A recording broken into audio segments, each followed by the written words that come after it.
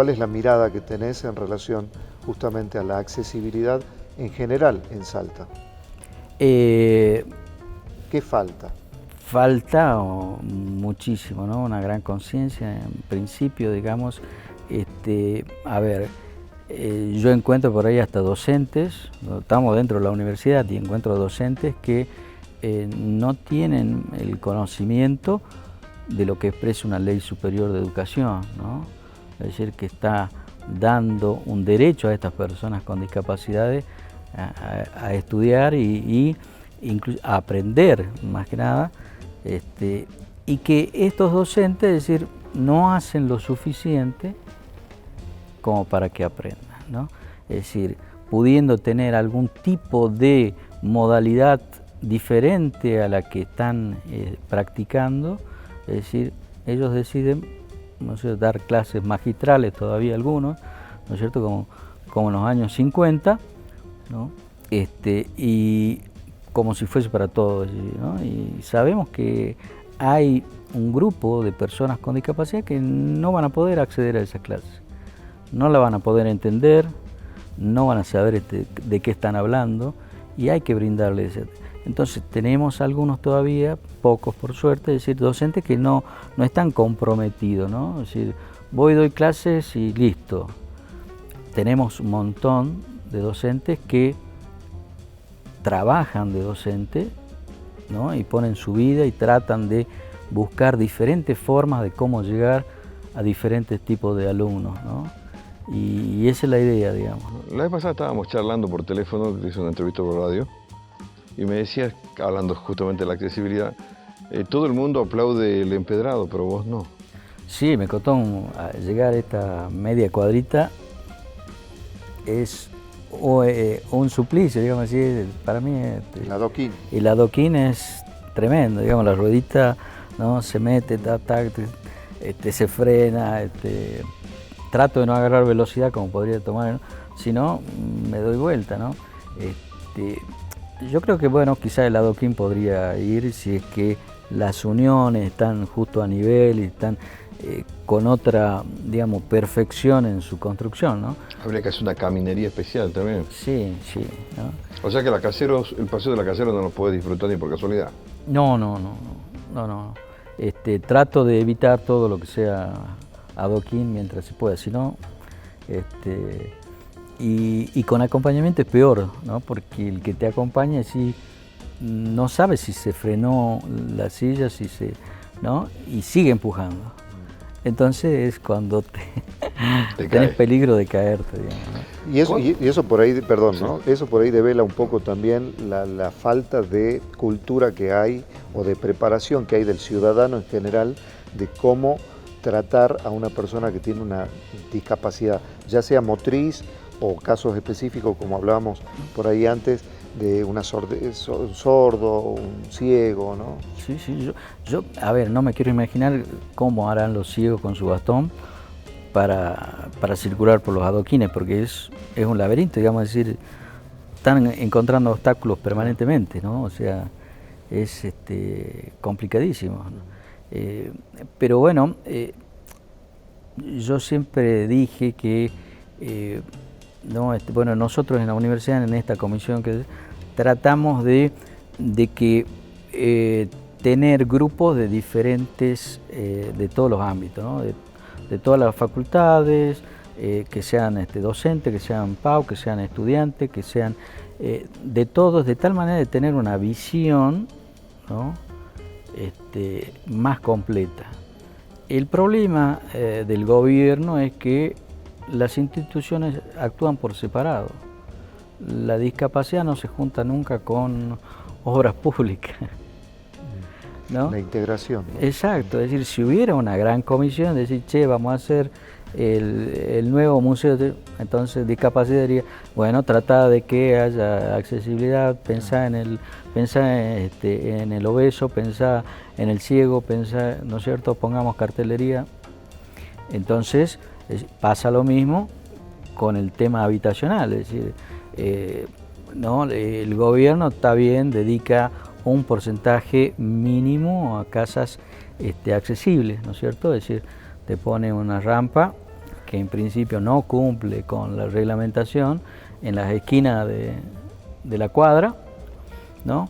Y está bien, es decir, la persona con discapacidad puede moverse en su casa, digamos, ¿no? Que le dan. Ahora, es decir, no podría visitar ningún vecino. ¿Sí? Está atrapado en su propia... ¿no? ¿Me entiendes? Está bien, podés estar ahí.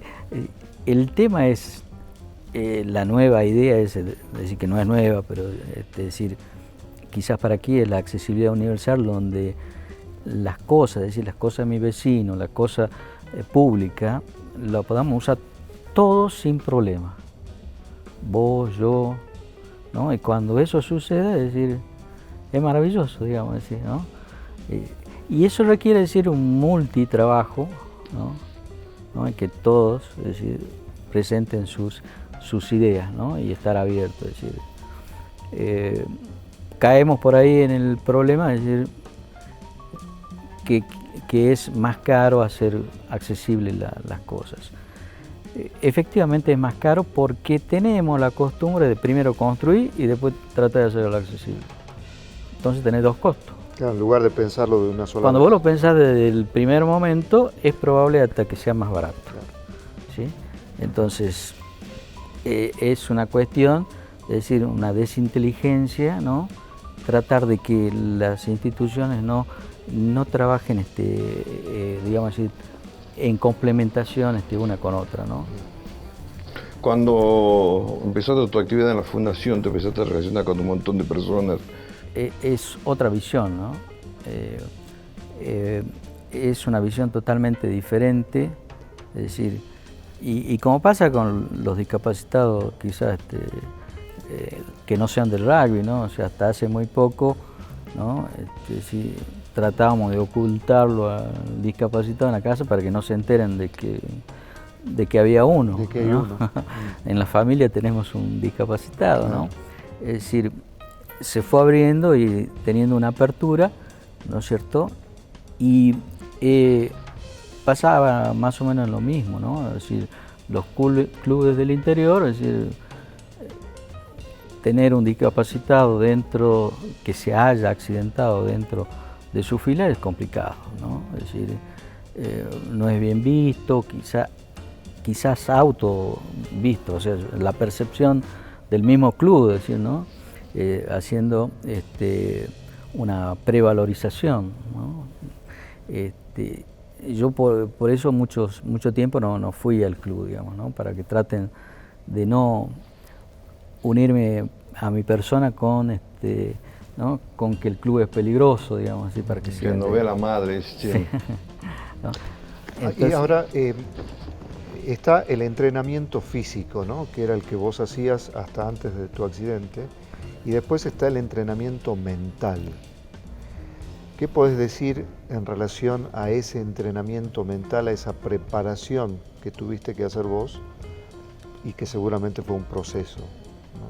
Sí, sí. Para esta realidad que te tocaba vivir a partir de ahí?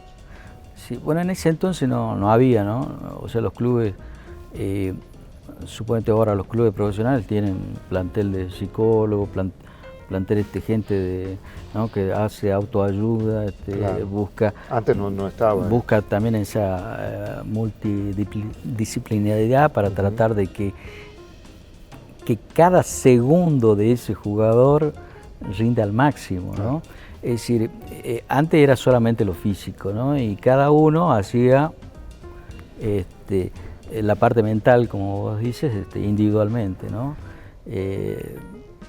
Yo por alguna razón ya implementaba algo que siempre implemento ahora, digamos, ¿no? Es decir, cuando salíamos a correr yo me fijaba un objetivo corto, digamos, visible, es decir, hasta aquel árbol, y cuando llegaba a ese árbol me fijaba otro, ¿no? Entonces los objetivos para mí eran accesibles.